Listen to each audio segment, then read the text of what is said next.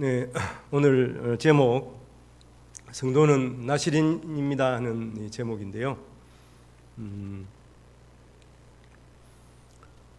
오늘 이 말씀을 준비하면서 우리가 사사기를 통해서 그 혼란한 시대의 그 사사들의 모습을 우리가 보지 않습니까? 그러면서 한편 정말 그 사사 시대의 모습들이 오늘을 살아가는 이 시대의 모습이 아닌가 그런 생각을 합니다. 그와 더불어서 또 모든 성도들은 오늘 제목대로 나실인입니다. 사사들의 모습을 보면서 또 우리의 모습과 견주어서 우리가 어떻게 신앙생활을 해야 하는가, 그리고 하나님께 영광을 돌려야 하는 것을 묵상하며 함께 나누기를 원합니다. 오늘 사사 삼손은 어떻게 보면 마지막 사사라고 볼 수도 있습니다. 마지막 사사는 사실은 사무엘이라 그럽니다만은 그 앞에 삼손은 공식적으로는 12명의 사사 가운데 마지막 이제 사사기에 나오는 사사인데요. 하나님께서는 그를 특별하게 세우시고 큰 은사를 그에게 베풀어 주셨습니다. 오늘 본문에서 보면 그를 나실인으로 세웠습니다. 나실인은 하나님께서 거룩하게 구별해서 세운 사람을 말하는데요. 이 나실인 하는 의미는 본래 나자르 하는 말인, 나자르에서 나온 말인데, 나자르는 신성하게 하다, 구별하다, 바치다 하는 말이에요. 하나님께서 거룩하게 구별하셔서 하나님께 바쳐진 그러한 사람이에요. 그래서 특별히 그는 이제 영광의 멸류관을 썼는데, 그런 의미에서 이제 머리털을 깎지, 머리에 삭도를 대지 않도록 했습니다. 이것은 민수기 6장 2절 이후의 말씀에 보면 이런 말씀이 있어요. 이스라엘 자손에게 전하여 그들에게 이르라, 남자나 여자가 특별한 서원, 나실인의 서원을 하고 자기 몸을 구별하여 여호와께 드리려고 하면, 자기가 서원하고 하나님 앞에 내 몸을 드려야 되겠다, 구별해서 드려야 되겠다 이렇게 하게 되면, 그 다음 말씀에 보면 포도주와 독주를 멀리하고, 그리고 자기 몸을 구별하는 동안에 포도나무 소산씨나 껍질도 먹지 말고, 구별하는 날 동안에는 삭도를 머리에 대지 말라, 이런 말씀이 있어요. 그리고 시체를 가까이 하지 말라, 이런 말씀으로 나실인으로 서원할 것을 말씀합니다. 그러니까 나실인은 자기가 원해서 일정한 기간 동안 지키는 것이에요. 근데 하나님께서 삼손을 세울 때는 하나님께서 그 모태의 그 부모를 통해서 이미 그가 나실인이 되게 하신 것을 말씀합니다. 사사기 13장 5절 말씀에 보면, 보라, 네가 임신하여 아들을 낳으리니 그의 머리 위에 삭도를 대지 말라, 이렇게 말씀. 이 아이는 태에서 나올 때로부터 하나님께 바쳐진 나실인이 됨이라, 그렇게 말씀하고 있거든요. 그러므로 삼손은 특별하게 남에서부터, 모태에서부터 하나님께 바쳐진 그런 나실인이 되었습니다. 그리고 그의 어머니가 이제 이 사실에 대해서 그 남편에게 말하는 내용이 바로 13장 7절에 있습니다. 거기 보면 그가 내게 이르기를, 보라, 네가 임신하여 아들을 낳으리니, 이렇게 말씀하고 있죠. 포도주와 독주를 마시지 말고 어떤 부정한 것도 먹지 말라. 이 아는 태에서부터 그가 죽는 날까지 하나님께 바쳐진 나실인이 됨이라. 본래 하나님의 사자가 수태고지를 할 때 그의 그 삼손의 어머니에게는 남에서부터 나실인이 됨이라 그랬거든요. 근데 이 어머니의 마음은 죽는 날까지라는 말을 덧붙이고 있어요. 그러니까 하나님의 말씀에 이제 내가 그 우리 아들이 죽는 날까지 나실인으로 살아가기를 원한다, 이런 자기의 소원이 실려 있는 것이죠. 그러므로 하나님께서는 그 삼손을 특별하게 택하시고 또 그에게 큰 은사, 대단한 힘을 가지게 하셨잖아요. 그런데 삼손이 나실인임을 망각하는 그 때에는 그 머리털이 밀리게 되는 거죠. 그리고 능력을 잃어버리게 되는 거예요. 사사로서의 사명도 상실하게 됩니다. 그러니까 나실인인 이 삼손에게 있어서는 이 사사, 즉 나실인으로 살아가는 것은 자기의 생명보다 귀중한 것이 되는 것입니다. 이 시대에 예수 믿는 사람들은 다 하나님께 바쳐진 나실인임을 기억해야 합니다. 우리 하나님이 거룩하게 구별한 그러한 사람들이에요. 왜 그렇습니까? 예수 그리스도의 보배로운 피로 깨끗하게 하셨어요. 그래서 우리를 천만인 가운데서 구별하여 주셨고, 그래서 하나님의 자녀로 세워주셨습니다. 그러니까 당연히 우리는 이 시대를 살아가는 하나님의 나실인이 되는 것입니다. 그리고 이것은 창세전에 하나님께서 이미 계획하신 거예요. 그래서 삼손은 남에서부터 이렇게 구별했는데 우리 성도들은 하나님께서 창세전에 우리를 구별했다고 하는 것입니다.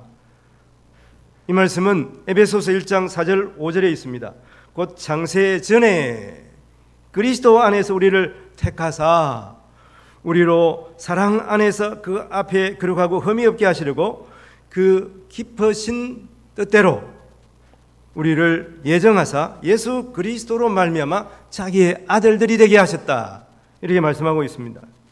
왜 우리를 택하여 거룩하게 하셔서 나실인으로 구별하게 하셨습니까? 오늘 이 6절 말씀에 이는 그가 사랑하시는 자 안에서 우리에게 거저 주시는 바 그 은혜의 영광을 찬송하게 하려 하는 것이라. 즉 하나님 앞에 영광을 돌리고 하나님의 이름을 찬송하게 하기 위해서 우리를 거룩한 나실인으로 구별하여 세워주신 것입니다. 그러므로 성도로 부르심을 받은 자들은 하나님께서 감당할 수 있는 능력도 주시고 우리를 복되게 하시는 거예요. 하나님을 찬양하고 감사할 수 있도록 하나님께서 우리에게 이미 큰 복을 주신 것입니다. 믿음장인 히브리서 11장에 보면 사사 삼손을 성경은 이렇게 말하고 있습니다. 히브리서 11장 32절 말씀에 보면 내가 무슨 말을 다 하리요? 기드온, 바락, 삼손, 입다, 다윗 및 사무엘과 선지자들의 일에 대해서 말하려면 내게 시간이 부족하다. 이렇게 말하면서 이런 믿음의 조상 가운데 그 삼손을 여기 등재하고 있는 것입니다. 삼손은 흠이 있고 또 부족한 점이 많았지만 이렇게 믿음의 사람으로 현재를 살아가고 있는 성도들이 본받아야 할 그러한 분으로 소개하고 있는 이유는 무엇이겠습니까? 이 시대는 마귀 사탄의 유혹이 극심한 때입니다. 그러므로 한편 이 삼손을 우리가 반면교사로 삼아서 교훈을 삼아서 이 시대를 우리가 어떻게 이 마귀 사탄의 유혹을 이겨나갈 것인가, 또 하나님께서 우리에게 주신 은사를 우리가 어떻게 사용할 것인가 하는 것과 더불어서 끝까지 하나님의 긍휼하심을 입어서 하나님께 소망을 두고 살아가게 하시기 위함인 것입니다. 먼저 우리가 나실인으로 부름을 받은 이유는 이 세상에서 마귀 사탄의 유혹을 이기게 하시기 위함입니다. 오늘 사사기 16장 15절 말씀에 보면 이런 말씀이 있습니다. 들릴라가 삼손에게 이르되 당신의 마음이 내게 있지 아니하면서 당신이 어찌 나를 사랑한다 하느냐? 당신은 이미 나에게 3번이나 거짓말을 했다는 것입니다. 나를 희롱하고 당신의 큰 힘이 도대체 어디로 말미암아 생기는지 내게 말하지 아니하였도다. 이 말이 무슨 말입니까? 들릴라가 삼손이 어디에서 힘이 나오는지 알기 위해서 삼손에게 묻습니다. 이 삼손은 그것을 처음에는 말하지 않습니다. 그것을 농담으로 하는 거예요. 그러니까 거짓말을 해주는 거죠. 먼저는 보면 새 할 줄 7으로 나를 결박하면 내 힘이 빠진다. 이렇게 해봤어요. 안 되는 거예요. 또 두 번째는 새 밧줄로 나를 꽁꽁 묶어서 이제 그렇게 하면 내 힘이 없어진다. 이런 거예요. 그래서 들릴라가 또 그렇게 해봤습니다. 세 번째는 내 머리털 7개를 배틀 날실에 섞어서 짜면은 내 힘이 빠진다. 그렇게 해봤습니다. 그런데 삼손이 그것을 틀고 일어나서 여전히 힘이 있는 거예요. 그러나 들릴라는 아주 집요합니다. 왜 들릴라가 그렇게 할까요?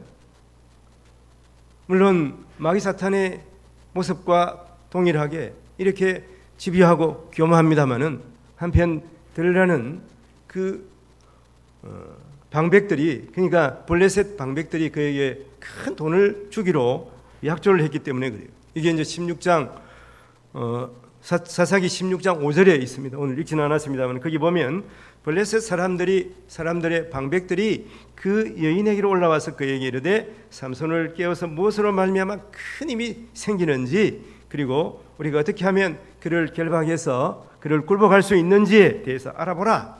그러면은 은 1,100을 내게 주겠다. 그 방백, 그 블레셋 방백들이 5이거든요. 5개 큰 도시가 있잖아요. 그러니까 각각 1,100을 주니까 5,500개의 은을 받는 거거든요. 엄청난 돈을 받기로 한 거예요. 그러니까 어떻게 하든지 이 삼손의 비밀을 캐내야 돼요. 근데 삼손은 들라가 자기를 사랑하는 줄 알았어요. 자기가 들라를 사랑하기 때문에 그런 줄 알았는 거죠. 자기가 착각을 한 것입니다. 어떻게 보면 이 삼손은 지금 자기의 힘 때문에 그것을 마음속에 방심하는 마음이 생겼을지도 모릅니다. 이 본문의 상황을 보면 삼손은 블레셋과 전쟁에서 이미 많은 승리를 거두었어요. 그러니까 백성들이 이미 그를 사사로 인정하고 그를 칭송하고 그랬을 겁니다. 그러니까 마음속에 자만이 생긴 것입니다. 마음속에 게으름이 생긴 거예요. 고린도전서 10장 12절을 보면 그런즉 선줄로 생각하는 자는 넘어질까 조심하라 이렇게 말씀하고 있습니다. 영적 방심 상태에 있는 거예요. 이 뜻도 지급한 이러한 믿음, 신앙 가운데 있는 것입니다. 지금 삼손은 영적으로 게을러지고 있는 거예요. 그 신앙이 묻어지고 있는 것입니다. 이것은 사사기 16장 16절 말씀에서 볼 수가 있습니다. 날마다 그 말로 그를 재촉하여 조름에 삼손이 마음이 번뇌하여 죽을 지경이라. 이렇게 힘이 센 삼손인데 들라가 계속 조르는 거예요. 당신이 나를 사랑한다 그러면서 나에게 어떻게 거짓말을 할 수가 있어? 당신 비밀이 도대체 힘센 비밀이 뭐야? 계속 들라가 묻는 거예요. 그러니까 마음에 범인이 생긴 겁니다. 내가 죽을 지경이라. 왜 이렇게 힘센 사람이 죽을 지경이 되는 겁니까? 그 마음속에 양심이 살아있기 때문에 그래요.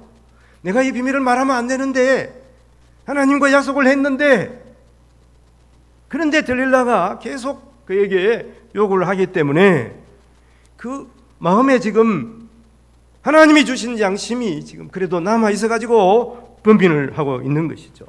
그러면 이때가 중요합니다. 이때 끈을 끊어야 되는 거예요. 이때 결정을 분명하게 내려야 하는 것입니다. 그 마음에 범민이 있다는 것은 지금 하나님의 말씀이 그의 귀에, 그의 양심의 귀에, 그의 마음의 귀에 지금 들리고 있다는 것이죠.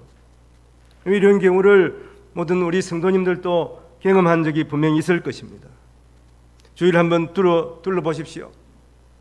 이런 하나님의 경고의 소리를 듣고도 그 말씀을 무시하고 마귀 사탄의 유혹에 빠져서 평생 쌓은 그러한 맹성을 한순간에 무너뜨리는 경우를 우리가 종종 보지 않습니까?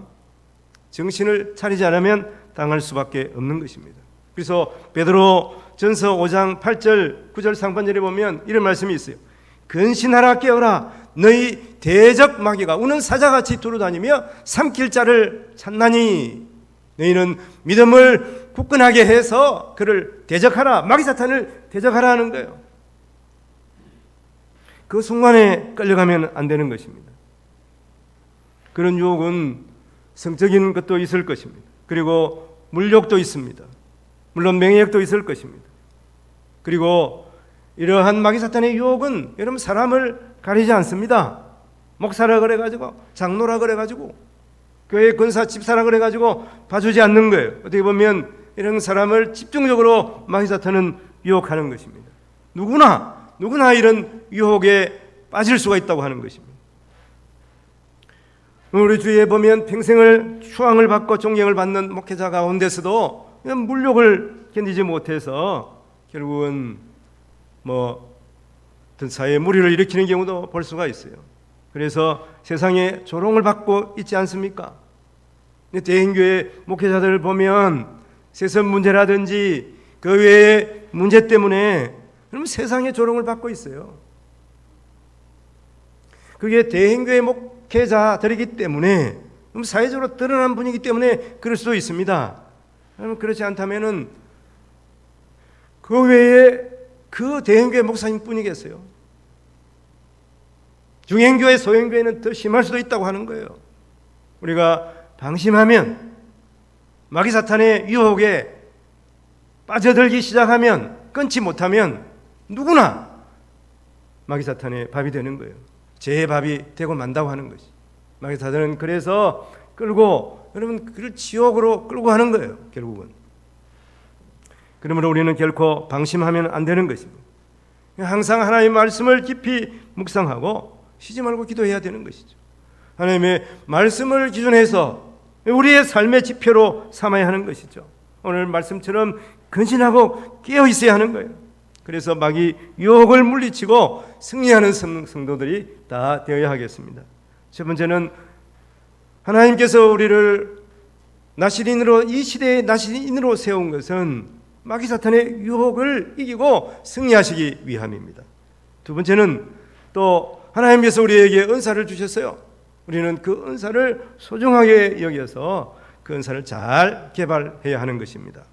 오늘 말씀 사사기 16장 17절에 보면 이런 말씀이 있습니다. 삼손이 진심을 드러내 그에게 이르되 내 머리 위에 삭도를 대지 아니하였나니 이는 내가 모태에서부터 하나님의 나시린이 되었습니다. 만일 내 머리가 밀리면 내 힘이 내게서 떠나고 나는 약해져서 다른 사람과 같아진다. 이렇게 지금 자기의 비밀을 들릴라에게 지금 털어놓고 마는 것이죠. 오늘 말씀에서 보면 놀랍게도 이 사사 삼손은 자기가 나면서부터 날씬이 된 것을 압니다. 그리고 그 머리가 밀리면 힘이 없어지는 것을 알아요. 알면서도 들릴라에게 실토를 하고 마는 거예요. 사실 이러한 상황은 이미 삼손이 경험했습니다. 앞에서 보면 삼손이 딥나 여인과 결혼하려고 내려가지 않습니까? 그때 딥나에 내려갈 때 사자를 만났어요.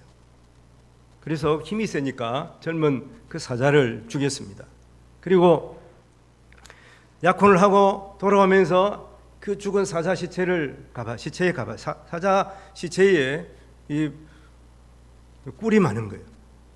그 새에 이제 벌꿀들이 거기다가 이제 집을 지은 거예요. 그래서 그 꿀을 떠먹었습니다. 떠먹고 이제 부모를 데리고 이제 결혼식을 하기 위해서 가잖아요. 결혼식에 그 딥나에 블레셋 사람들이 많이 참석을 했어요. 그 사람들에게 수수께끼를 냅니다.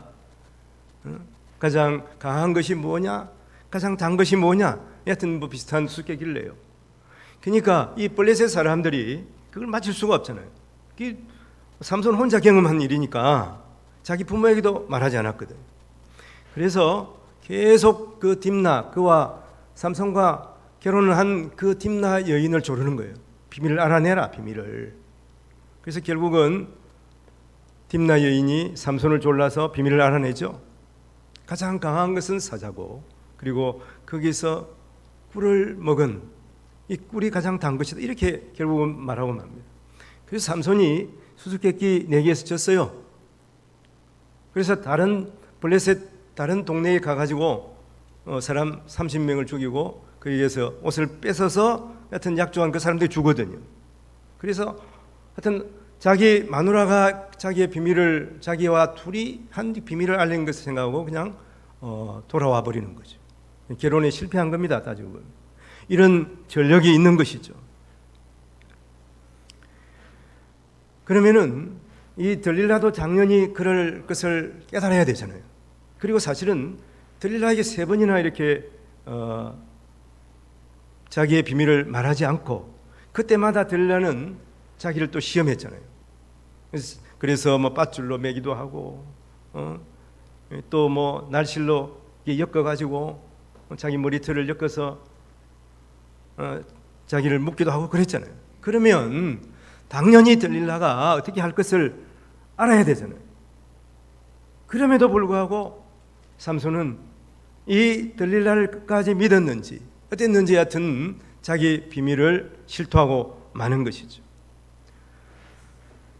제가 오늘 주보 하인리 목회 칼럼의 하인리 법칙이라는 칼럼을 했습니다. 이 칼럼을 내고 나니까 내일 우리 생명의 삶 그 교재에 보니까 거기에도 똑같은 이 하인리 법칙이 나와 있더라고요. 보니까 산업재해 용어 중에서 이 하인리 법칙이 있습니다. 아시는 분은 아시겠습니다만은 이 법칙은 1931년 그 보험회사에 다니던 미국 그 하인리라는 사람이 찾아낸 규칙인데요.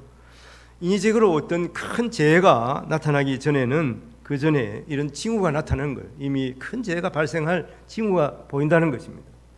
그런 징후가 약 29번 정도 이 작은 사고가 있고, 그리고 이 작은 사고가 날 때 보면 통상 300개 이상의 이런 사고가 날 만한 이러한 징후들이 생긴다고 하는 것이죠. 한마디로 말하면 대형 사고는 예고된 재앙이고, 또 이것을 무시한 무사한 일주의가 바로 큰 사고로 이어진다고 하는 것입니다. 우리 얼마 전에 그 쿠팡 물류창고의 사고를 한번 보십시오. 그게 경보등이 분명히 있었어요. 조그만 불이 나면 경보등에서 경보 사이렌이 울리는 거죠. 그러니까 이 경보 사이렌이 계속 울리니까 고장났다고 그래가지고 어땠습니까? 경보 사이렌을 아예 그냥 끊어버렸어요. 꺼버렸어요. 그냥 큰 불이 지하에서 났는데도 불구하고 경보 사이렌이 울리지 않는 거예요.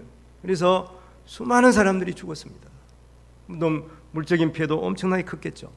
그러면 세월호 사건도 마찬가지예요.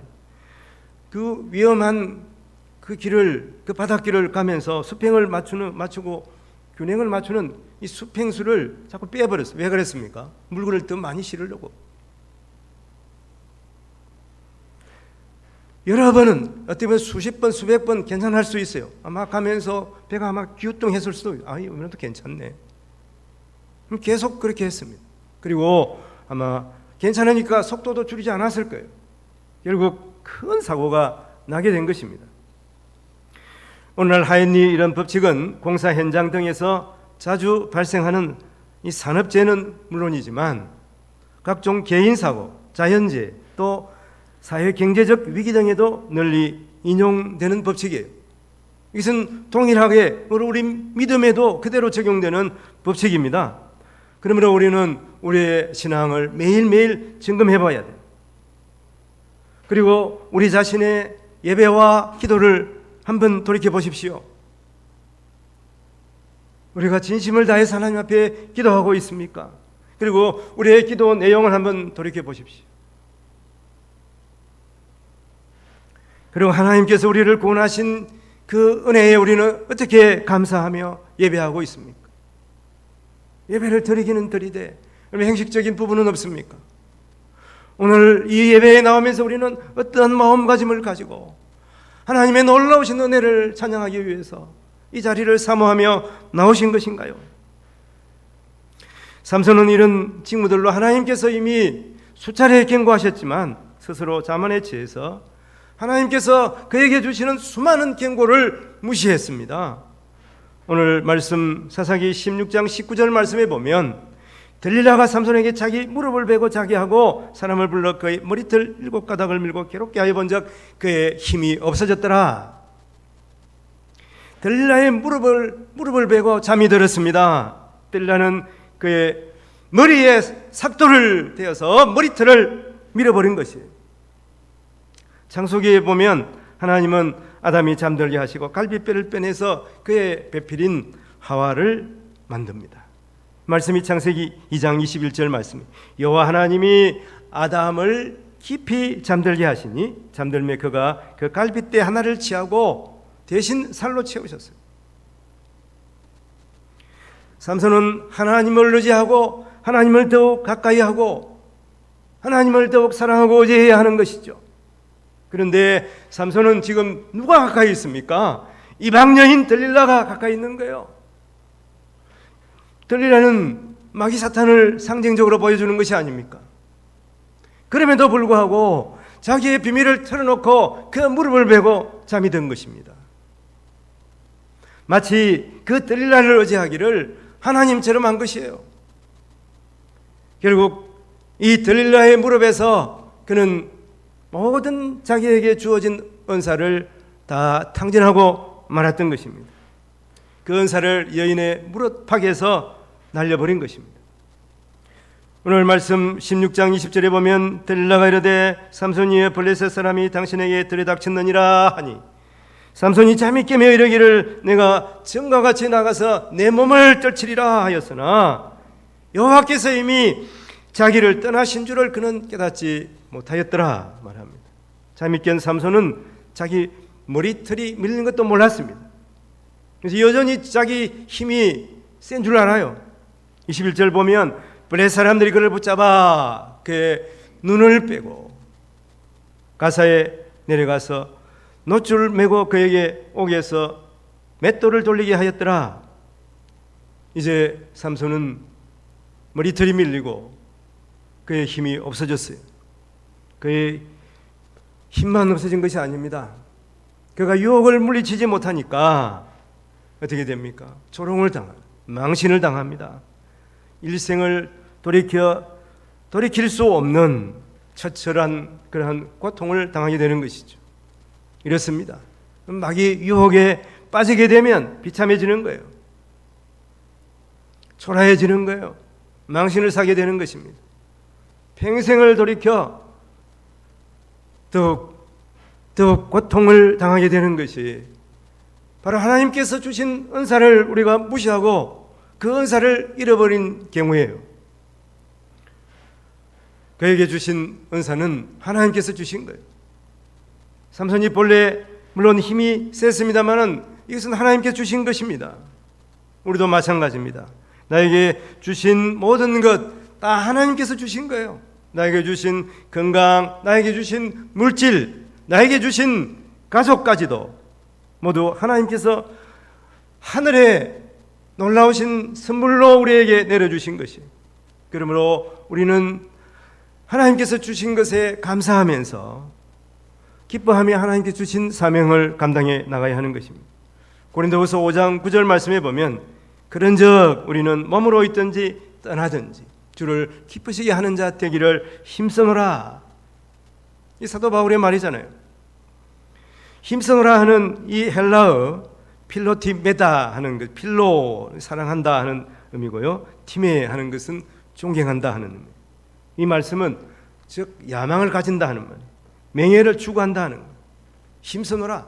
내가 나의 유일한 희망은, 유일한 야망은, 내 유일한 명예를 걸고 감당해야 하는 그 힘쓰는 것은 주를 기쁘시게 하는 것이라. 이렇게 사도 바울이 말하고 있는 것이죠. 다른 데 욕심을 가지지 않는다는 것입니다.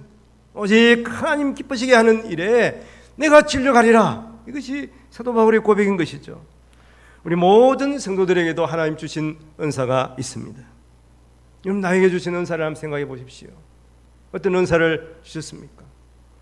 오늘 성혜 근사님이 못 나오셨는데 또 다인이가 또 9시 반 예배도 이렇게 와서 반주를 합니다. 또 11시에 또 반주를 해야 돼요.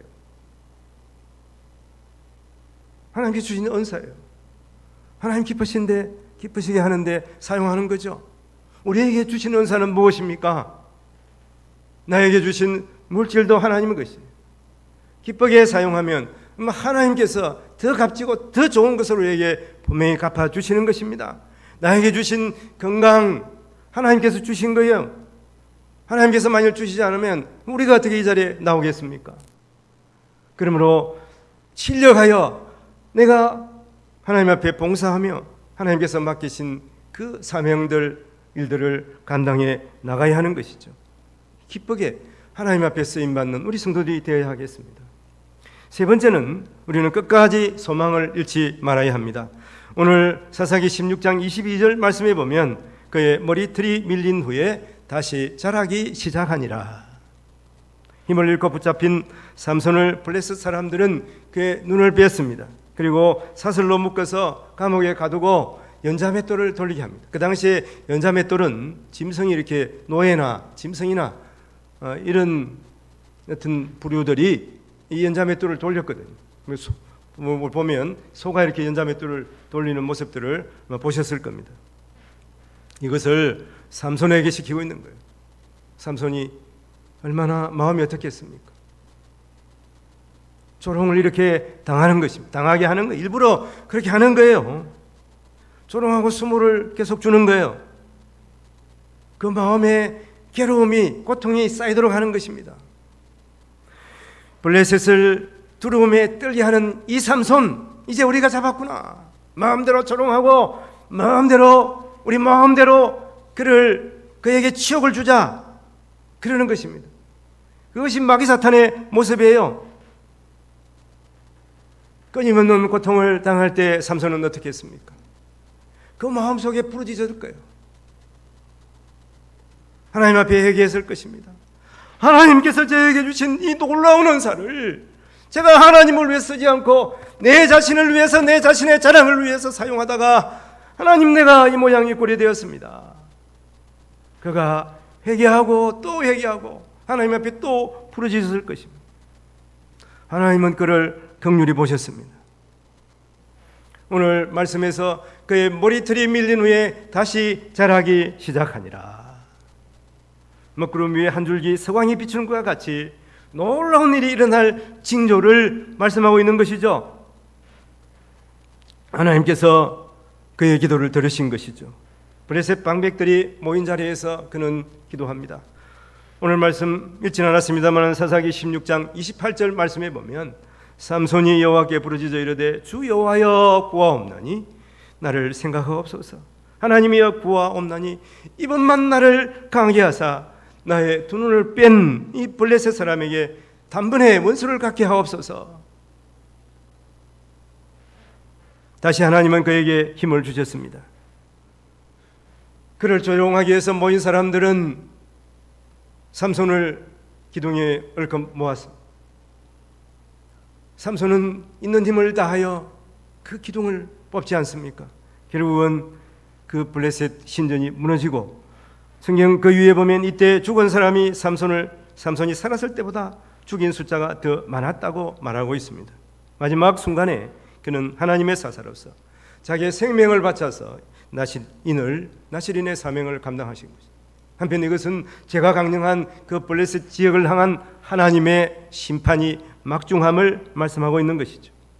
그리고 한편으로서는 하나님이 자기 백성을 결코 포기하지 않고 지키시는 것을 말씀합니다. 오늘 말씀을 보면서 우리 자신들 믿음의 길을 가고 있는 우리들이지만 삼손과 다른 점이 어디에 있습니까? 누구나 목사나 장로나 권사나 집사나 누구나 이 세상을 살아가면 마귀사탄의 유혹이, 교묘한 유혹이 분명히 있습니다. 그리고 잘못될 가능성도 분명히 있는 것이죠. 오늘 삼손은 마지막에 회개했습니다. 그는 자기의 은사를 하나님을 위해서 온전히 쓰지 못하다가 결국은 머리털이 밀리고 눈이 뽑히고 감옥에서 연자맷돌을 돌리며 자기의 죄를 곱씹었습니다. 그러나 그가 하나님 앞에 회개할 때 하나님께서는 고난 중에서 그를 다시 세우셨어요. 머리털이 다시 자라게 하셔서 하나님께서 마지막 최후의 순간에 그가 사사의 사명을 감당하게 하셨습니다. 그러므로 하나님께서 오늘 우리에게 말씀하신 것은 죄의 유혹에 빠지지 말아야 하는 것이죠. 혹 빠지더라도 우리는 회개하고 돌아와야 하는 것이죠. 하나님은 긍휼이 많으신 것이죠. 많으신 하나님이십니다. 반드시 우리가 회개하면 하나님께서 우리를 돌이켜 주시는 것입니다. 그리고 가장 중요한 것은 분명하게 명심해야 하는 것은 무엇입니까? 죄의 유혹에 빠지기 전에 돌이켜 예방해야 하는 것입니다. 평안하다고 생각하는 그때에 우리는 하나님 앞에 엎드려야 하는 것입니다. 하나님 앞에 기도해야 하는 것입니다. 하나님 앞에 예배하는 예배자로 살아가야 하는 것입니다. 그러므로 우리 자신들을 돌아보면서 다시 거룩을 회복하시기 바랍니다. 우리가 이 시대에 이 모든 성도들이 나실인임을 기억하고 나실인으로서 거룩한 하나님의 백성으로서 구별된 삶을 살아가는 우리 성도 되시기를 주님의 이름으로 축원을 드립니다. 그리함으로 말미암아 하나님 앞에 영광 돌리고 우리에게 맡겨준 이 지상에서의 사명을 감당해 나가는 우리 모든 성도들이 되시기를 우리 주님의 이름으로 간절히 축원을 드립니다. 기도하겠습니다. 하나님 아버지, 삼손은 큰 은사를 받고 나신인으로서 이스라엘의 사사의 중책을 맡았습니다. 그러나 주님이 주신 은사와 직분을 소홀히 하며 죄의 유혹에 휩쓸려 머리가 밀리고 눈이 뽑히고 수모를 당했습니다. 하나님 아버지, 이 시대의 성도들은 다 나실인입니다. 우리는 거룩하게 구별된 나실인으로 이 시대를 살아가고 있습니다. 각자에게 하나님께서 귀한 은사를 주셨습니다. 더욱 감사하게 하시고 주신 사명 충실하게 감당하게 하옵소서. 죄의 유혹을 뿌리치게 하여 주시옵소서. 혹 잘못을 범하면 즉각 회개하게 하시고 돌이켜서 주님께서 회복하시는 은혜를 베푸신 것을 알게 하여 주시옵소서. 주를 기쁘시게 하는 우리 모든 성도들 남은 삶이 되기를 우리 구주 예수님 이름으로 감사하며 기도하옵나이다. 아멘. 우리 함께 일어서